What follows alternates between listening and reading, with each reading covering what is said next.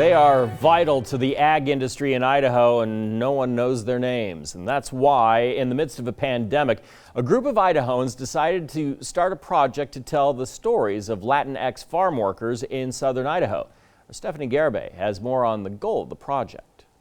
You know, we are so resilient. Our community is the one that's most affected in Idaho. And yet we see people still having to go out to work and, just pushing through everything. And it's just amazing that we get to see that firsthand when we go out to the fields and we see them working. Alejandra Hernandez was in 8th grade when she started working in the fields with her family, which is what encouraged her to start Latinx Farm Workers of Southern Idaho, a project she hopes will raise awareness of the importance of Latinx farm workers throughout the pandemic.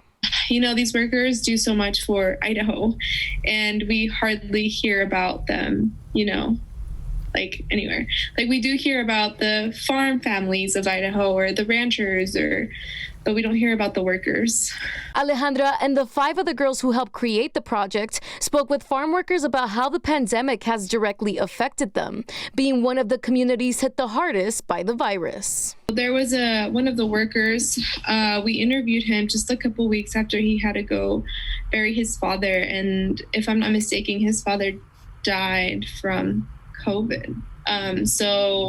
He kind of just talked about how hard it was to go do that and then come back, and he just realizes that it's time that he lost with his family. A majority of the 6 people who helped put the project together come from farm working backgrounds. Some of their parents still work in the fields, which made it easy for them to get in contact and interview these farm workers. Some people are shy, and then there are those who want that attention, they want the appreciation, because it is a lot of work that they do. So I like that aspect of it, just seeing their joy that their work is being recognized, and then having that love when their posts are shared.